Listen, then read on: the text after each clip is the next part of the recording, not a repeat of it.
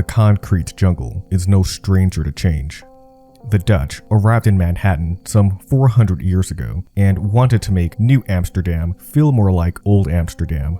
Their earliest structures, while primitive by today's standards, defined many of the island's iconic landmarks. The Gracht foreshadowed Broad Street in both route and dimensions. They built a fort on Bowling Green that is now the site of the Alexander Hamilton Customs House. You will get a kick out of this one. A wooden wall was constructed on the northern edge of the settlement that stretched from the East River to the Hudson River. This fortification lives on today as Wall Street.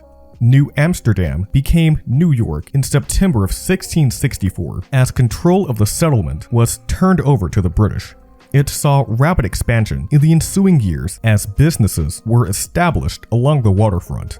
After the American Revolution, New York City was anointed as the nation's first capital, and while its time in the political spotlight only lasted 5 years, it eventually became the cornerstone of the financial world.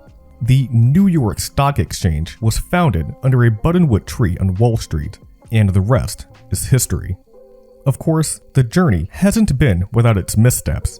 The Great Fire of 1776 wiped out nearly a third of the city, and another blaze in 1811 destroyed another 100 buildings. But both times, the city roared back taller and stronger than before. Lower Manhattan's fortunes would take a turn for the worst around the turn of the century. The office building boom that had been primarily focused downtown crept into other parts of the city. The Chenin, Chrysler, and Empire State Buildings were all erected in the East 40s, while dilapidated buildings to the north were leveled to make way for the Rockefeller Center. The Great Depression also stopped talks of new construction in the area before they even began. What really spelled disaster was, ironically, the economic surge that followed World War II. Americans returning from the war could use the GI Bill to purchase homes. In New York City, those that were previously city dwellers were now able to move out of their densely packed metropolis and into the suburbs. Companies followed suit so they could be closer to their employees. This migration, the Great Depression, and the wandering eyes of urban developers all contributed to downtown's decline. Not a single building was added to its skyline between 1929 and the early 1950s, and the ones that did eventually go up did little to pull the region out of its slump. Nearly 150 office buildings totaling 30 million square feet of rentable office space were constructed in Manhattan. Fewer than 30 of them were built downtown. The worsening condition of the area deeply concerned businessmen who had real estate in the area, including David Rockefeller. The grandson of the notorious oil tycoon was rumored to have had tens of millions of dollars tied up in the area. If this trend continued, then the losses would have been catastrophic. Fortunately, he was one of the elite few that had the power and resources to do something about it.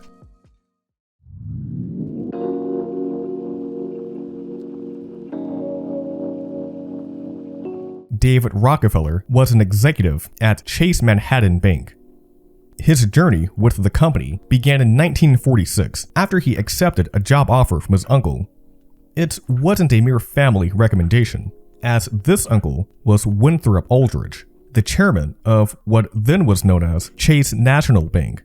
He began as an assistant manager and quickly rose through the ranks. His meteoric ascension within Chase coincided with another event. In 1955, the bank merged with the Bank of Manhattan Company to form Chase Manhattan Bank. This new, enormous company needed a base of operations to match. A move out of the city seemed inevitable, but Rockefeller saw an opportunity to salvage his downtown investments.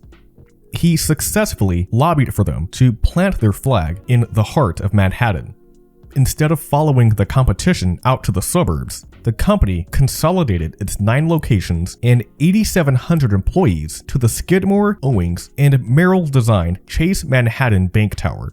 This was the first major development in the area in decades. The mere word of the project set off a bit of a construction boom in the area. In a few short years, Lower Manhattan went from a ghost town to the epicenter of work, though this wasn't the full-on renaissance that he was expecting. Lower Manhattan was still primarily composed of banks, insurance agencies, and shipping offices. It could hardly match the hustle and bustle that was happening elsewhere on the island. The only other building of significance that was announced during this time was 140 Broadway, and even this was primarily leased to banks and investment firms when it opened. He knew that the area needed to diversify if it was to break out of its malaise. While the Chase Manhattan Bank Tower was under construction, David Rockefeller formed the Downtown Lower Manhattan Association, which was focused on revitalizing the region. The group then hired SOM to conduct a survey on the area. They proposed a $1 billion plan that would see the reinvention of the entire financial district.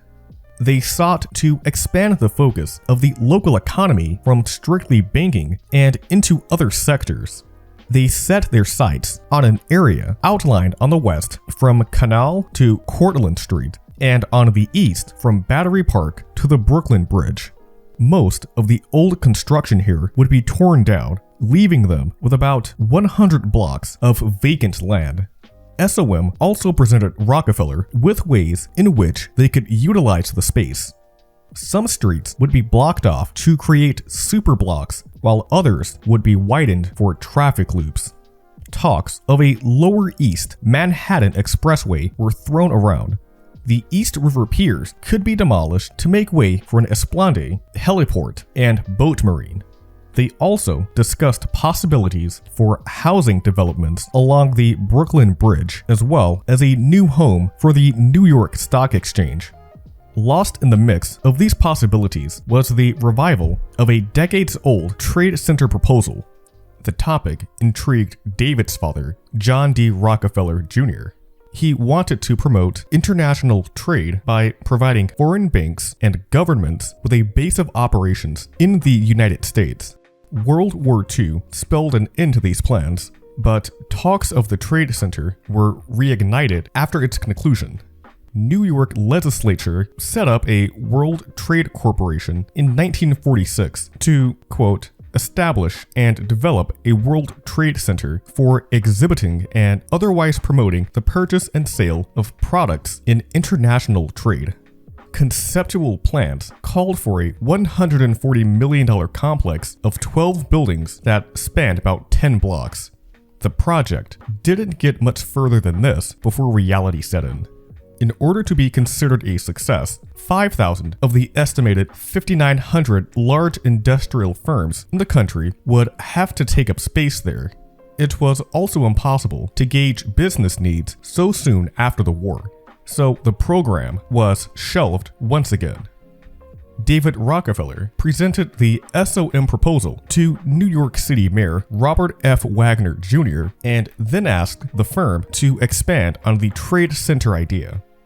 This new plan was intended to complement the Port of New York, which they described as the nation's leading port.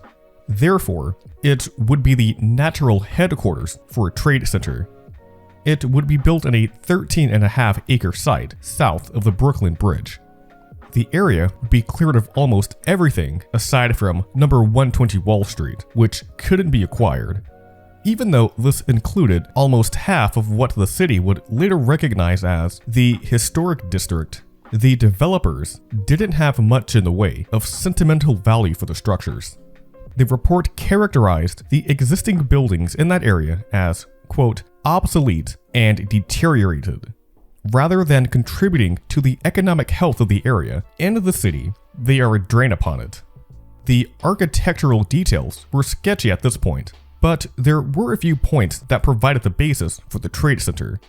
The project would be removed from the normal street grid, have a large pedestrian shopping arcade, and a hotel. In this early proposal, 3 buildings would rise from a 2-story base covering the entire site. The first was a long, low trade mart with 2 open courts. To the south was a 4-story building that would become the new home of the New York Stock Exchange. There was one dramatic change from the original 1946 plan. Instead of being primarily focused on sales and exhibition space, the new trade center would have vast amounts of office space.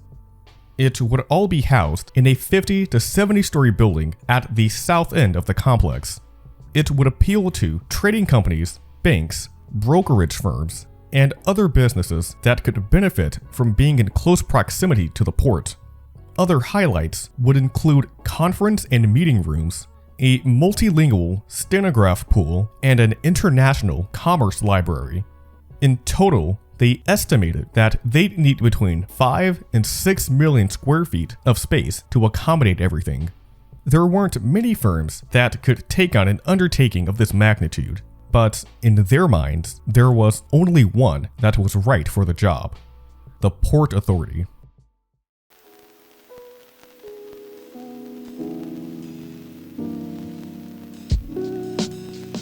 By the middle of the 19th century, New York Harbor became the country's leading port.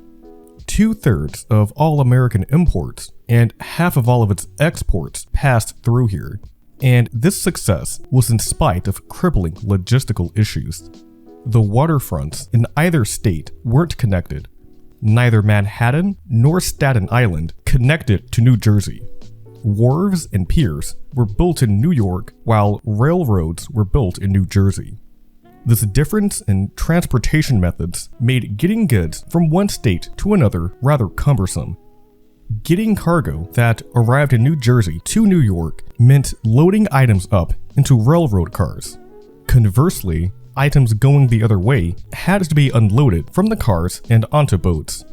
This expensive, chaotic approach even hampered the United States' effort during World War I, as New York Harbor couldn't get supplies to Western allies in a timely manner.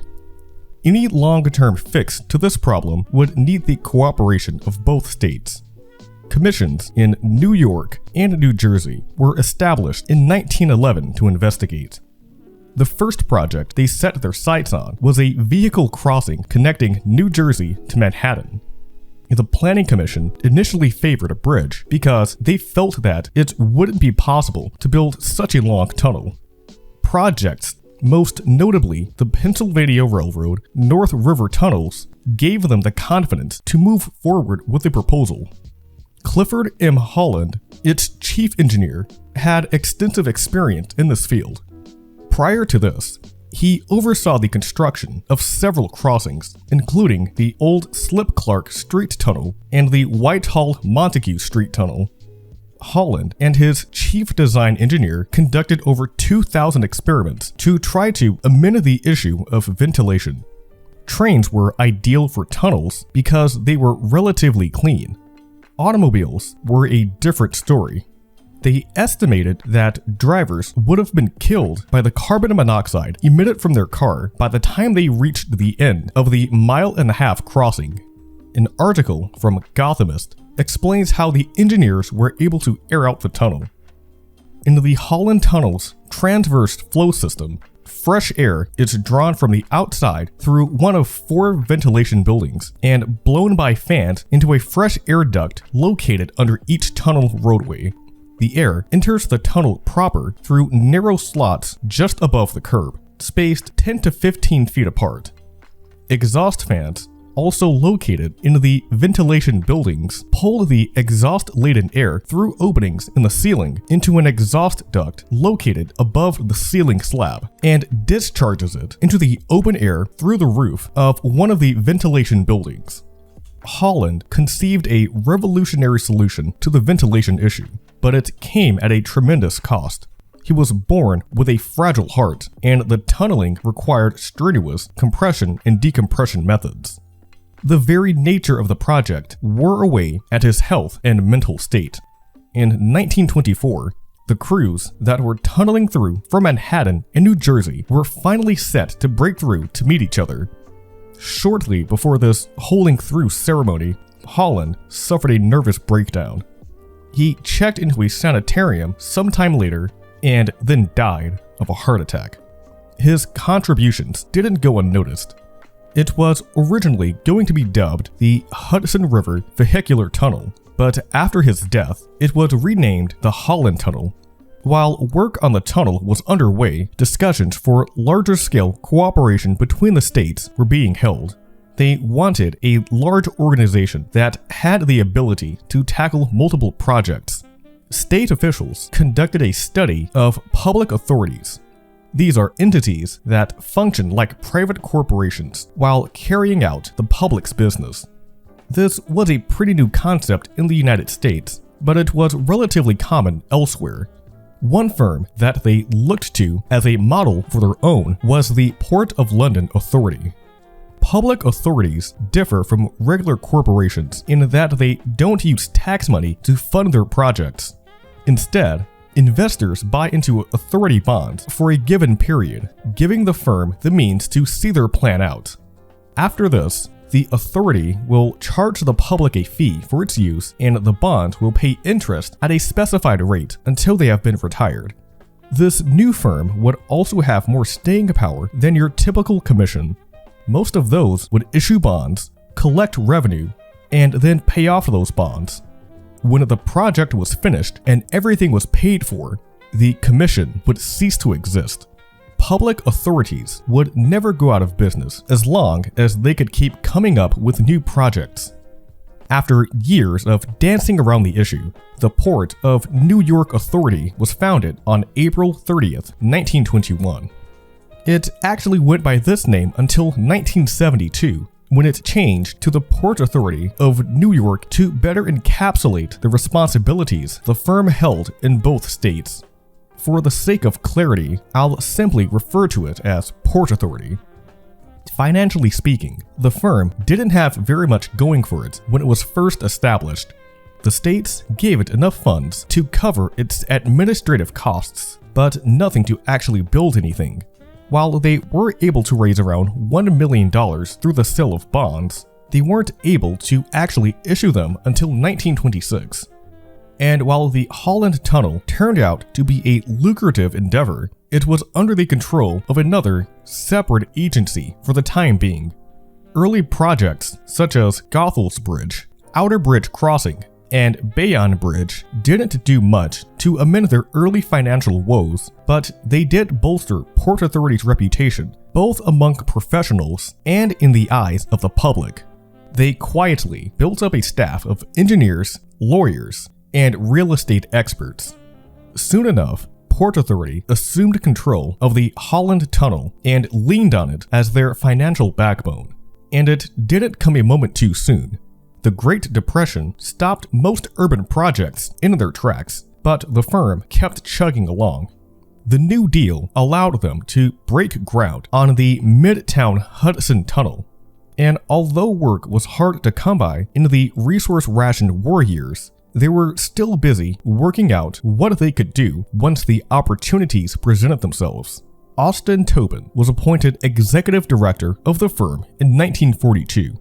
He was quite young to take over as head of the industrial powerhouse at 39 years old, though his lack of experience didn't make him any less ambitious. He used the downtime to develop aggressive regional transportation plans. This was a risky move, considering the country's uncertain post-war economic outlook, but it ended up paying massive dividends. The firm saw exponential growth in the late 40s and throughout the entirety of the 50s. According to its 1959 annual report, they controlled 21 terminal and transportation facilities, 6 interstate bridges and tunnels, 4 terminals and a heliport, 6 marine terminal areas, 2 Union motor truck terminals, a motor truck terminal for rail freight, and a Union bus terminal. With its vast financial resources, a legion of experienced engineers and attorneys, and a hard-earned reputation as an organization that got things done, it's little wonder that the DLMA looked their way when talks of the trade center intensified. They first had to determine what a trade center should be, whether it was possible, and whether or not they should be involved. Starting in the spring of 1960, the team carried out an enormous amount of research. They studied trade figures, government agencies, real estate values, and whatever else could be applicable to the project.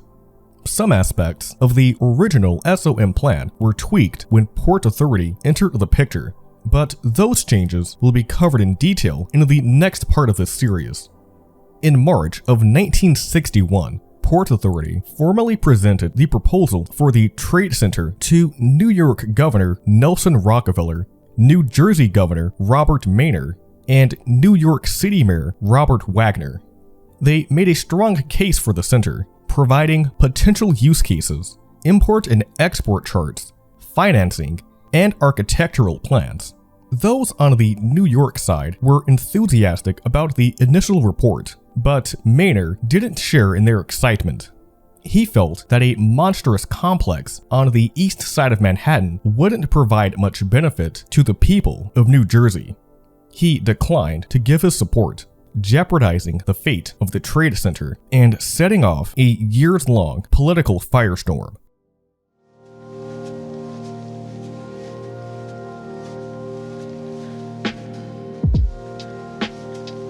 New Jersey had reservations about the Trade Center because of the state's own deteriorating transportation infrastructure. This is best reflected in the downfall of the Hudson and Manhattan Railroad. The line opened in 1908 to immediate success. It saw 49 million passengers in its first year of operation. Ridership steadily increased until reaching an all-time high of 113 million in 1927. H&M then saw a sharp decline. The proliferation of the automobile motivated both New York and New Jersey to invest in car-friendly infrastructure. Port Authority undertakings such as the Holland Tunnel, George Washington Bridge, and Lincoln Tunnel were just a few of the projects that lured rail passengers away. H&M filed for bankruptcy in 1954, and by the early 60s, ridership fell below 30 million. For years, New Jersey officials begged the firm to intervene, but Austin Tobin saw a losing proposition and refused each time. With the Trade Center at stake, New Jersey finally had the leverage necessary to get the Port Authority to take action. A collapse of the state's public transportation infrastructure would have put the bulk of H&M's remaining ridership onto already congested tunnels and bridges. There was, for a time, a stalemate. But the firm couldn't hold out for long. They hatched a deal where Port Authority would assume control of the line at a cost of $70 million. They also agreed to commit up to 10% of their annual surplus, which amounted to about $7 million, for operating subsidies. There was a catch. The Hudson and Manhattan Railroad would be the only line in New Jersey that the Port Authority would ever assume control of.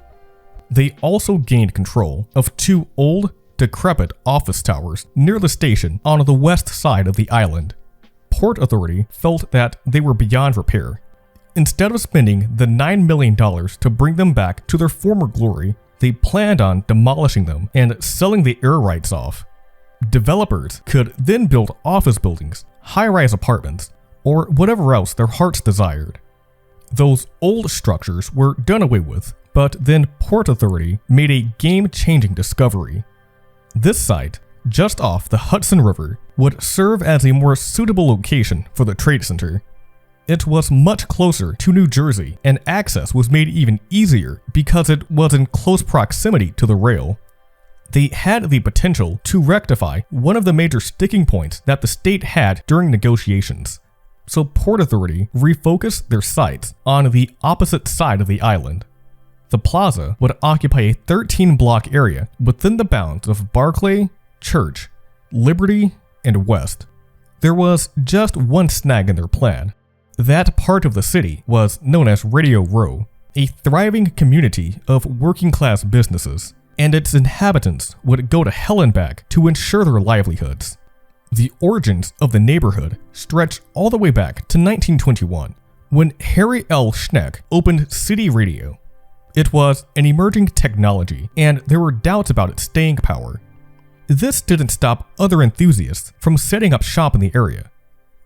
Digby Auction, Publix Radio, Metro Radio, and Leotone Radio were just a few of the shops that sprung up. Radio proved its value in the ensuing years, and the area flourished.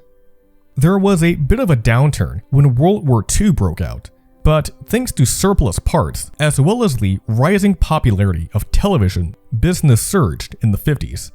Clothing stores, restaurants, and other outlets were also founded. At its peak, Radio Row was home to over 300 businesses, 1,000 offices, and about 100 residential tenants. There were also a staggering 30,000 employees. In total, the area raised a yearly revenue of $300 million. Radio Row was truly the electronic capital of the world.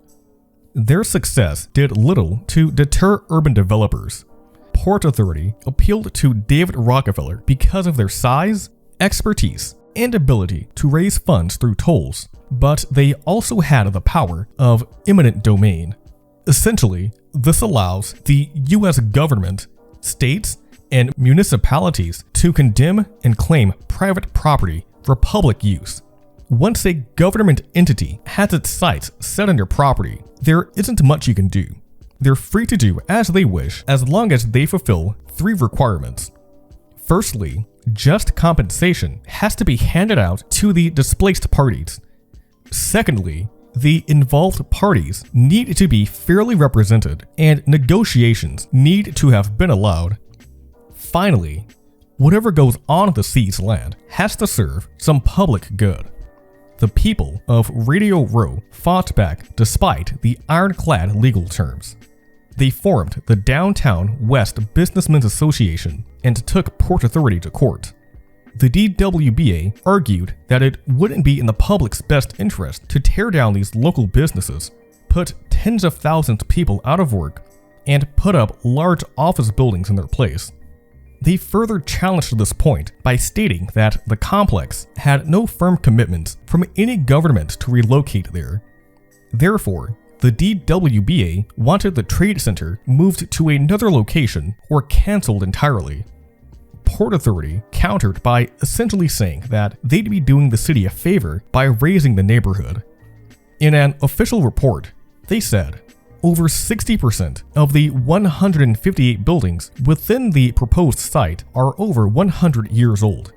89% of all the buildings are of non-fireproof construction, and many of the remaining 11% are in poor repair. They also tried to quell the storm by setting up an office to help owners prepare for the move by helping them find suitable nearby spaces. Some saw the writing on the wall and took the help, but others felt that this was wholly inadequate. Edward W. Volk, for example, ran a restaurant in the area, and he said that the firm offered him $3,000 for moving expenses. He scoffed at this, saying that it wouldn't even be enough to move the mahogany bar that was in his establishment. The DWBA also took the fight to the streets. On July 13, 1962, shop owners voiced their displeasure with Port Authority by holding a protest around Radio Row. This wasn't your average demonstration. Among the incensed denizens and picket signs was a rather peculiar sight.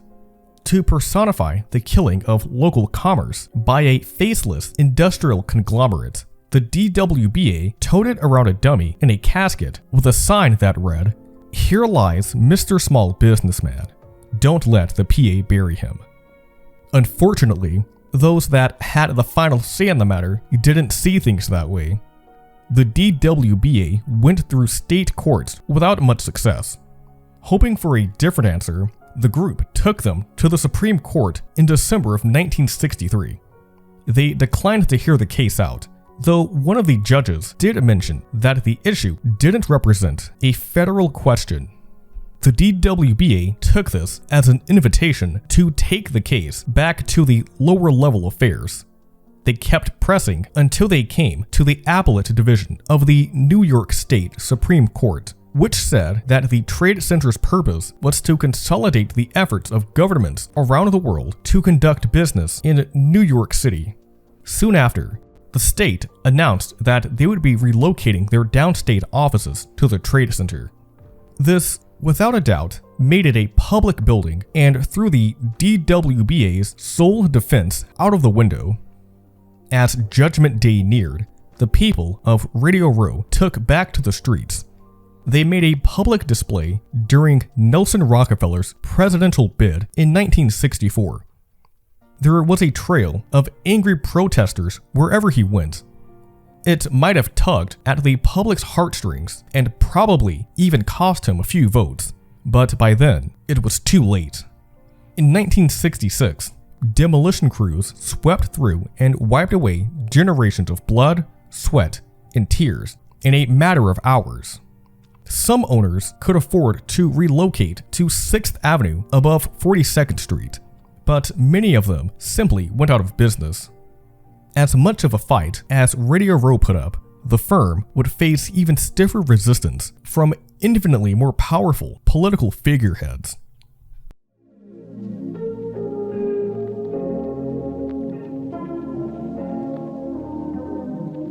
Port Authority's acquisition of the Hudson and Manhattan Railroad in the right direction for the trade center, but it wasn't exactly a green light. The states were still working out the finer details. Still, New York Governor Nelson Rockefeller interpreted this as a fair exchange. He sponsored a bill that tied both of them at the hip. There were two glaring issues with this approach. There were fears that such aggressive tactics could stall negotiations and delay the construction of the complex. This bill also publicized the dollar amounts for each deal and highlighted just how in favor things were for New York. They'd be getting the $350 million trade center, while New Jersey turned the rail over for a comparatively paltry $70 million. Governor Rockefeller wanted it to appear as a one-to-one swap, when, monetarily speaking, this wasn't the case. This wouldn't be much of a problem for long. In November of 1961, Richard J. Hughes replaced Robert Meyner as governor of New Jersey. The book Twin Towers by Angus Cress Gillespie goes through the significance of the transfer of power. Trenton insiders pointed out that the two men had very different personalities. Where Mr. Meyner was cautious, skeptical, and guarded in his dealings with reporters, Mr. Hughes was talkative, expansive, and friendly. On one hand, Mr. Meyner had the ability to look someone right in the eye and say no.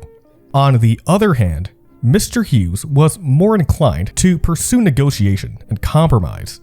It seems clear that Austin Tobin liked and trusted Hughes and found him easier to deal with. Things wouldn't go over so smoothly with the firm's negotiations in New York City. Mayor Wagner thought the city shouldered most of the risk in the current terms of the deal for no good reason. Since the project was being handled by Port Authority and not a private company, he was anticipating a potential loss of millions of dollars a year in tax revenue. Additionally, since the trade center was going to be a public enterprise, the city would be forced to cover any potential losses if the project happened to fail. That possibility had never materialized since every endeavor the firm had tackled in its 40-odd years was profitable. But if anything had the potential to flop, it was this one.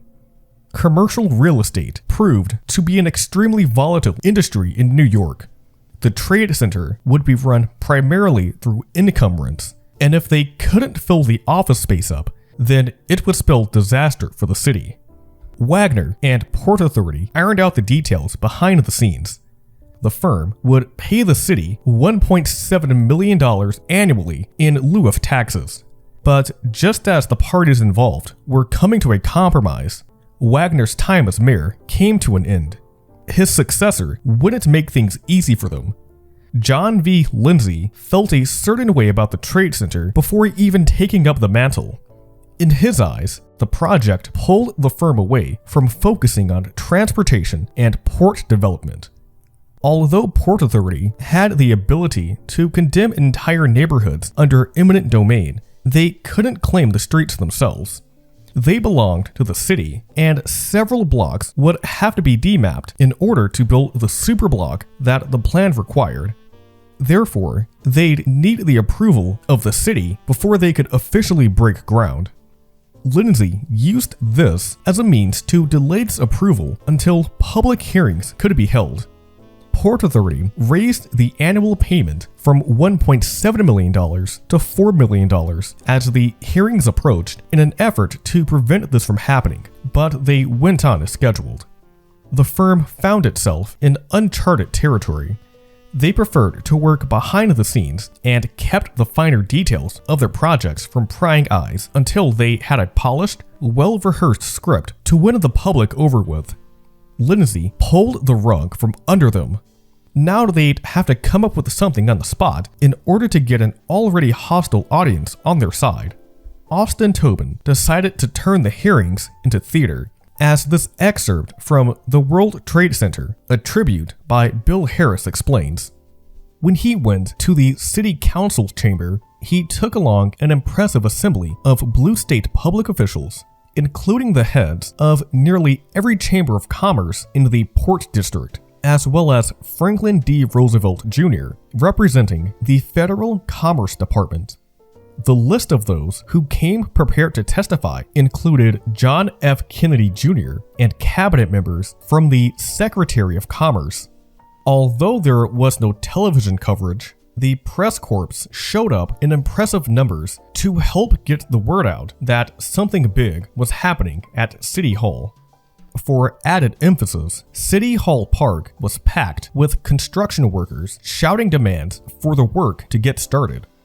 Building construction was in a serious slump at the time, and they let anybody who would listen know that their families and their way of life were in serious jeopardy.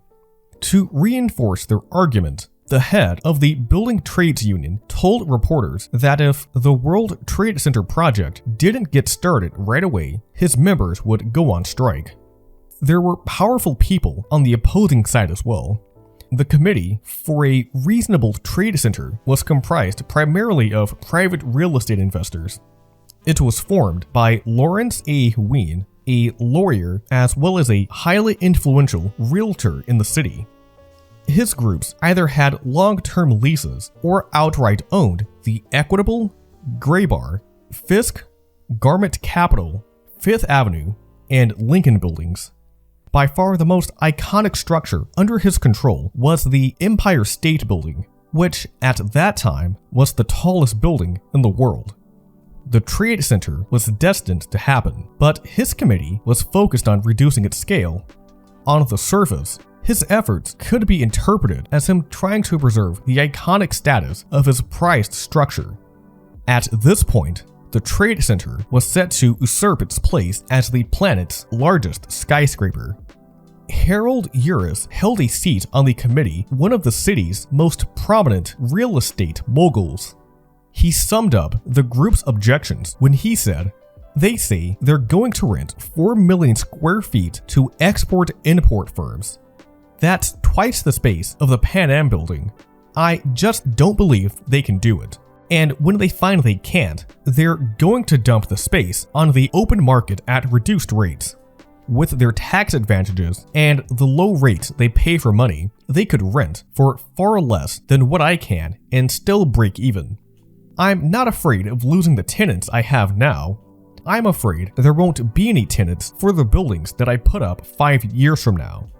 Negotiations remained deadlocked throughout 1966. The $4 million figure that Port Authority offered the city wasn't enough for Lindsay. They sought something closer to the $16 million figure that they would have gotten if the Trade Center were built by a private company. Deputy Mayor Robert Price was at the heart of these talks and lamented that they had degraded so far. He got on the phone and confided with his friend George Milstein Shapiro. The issue caught Shapiro's ear, and he inquired for more information. Neither of them realized it at that moment, but that unassuming conversation was the start of a new chapter in negotiations. Shapiro didn't think they were too far from a deal. Price got him in touch with the man at Port Authority. He soon found himself at the center of the dispute, transferring information between the parties and cooling tempers. Neither side was satisfied, and they sure as hell weren't happy, but after years of bickering, they finally had a deal. The first part of the agreement hinged on the annual payments. Port Authority would make payments that were equivalent to the taxes that a private developer would have paid on the portion of the project to be leased to private tenants. The payment for the first year would amount to just over $6 million. This was a bit more than what the firm was prepared to pay, and far less than the $16 million figure that the city brought up during negotiations. But it was as much as either side was reasonably going to get. This number could fluctuate as the valuation of comparable property rose or fell. As per the deal, Port Authority would build a $100 million passenger ship terminal on the west side of Manhattan, as well as a $16 million container ship operation in South Brooklyn. Finally, the firm agreed to use the landfill from the excavation site to create 28 acres of new land along the edge of the island. The city then planned on selling the parcel to developers. With this, the Port Authority was finally able to break ground on the World Trade Center. In the next part of this series, the politicians and company executives will step out of the spotlight in favor of engineers, city planners, and one of the most overlooked architects in history.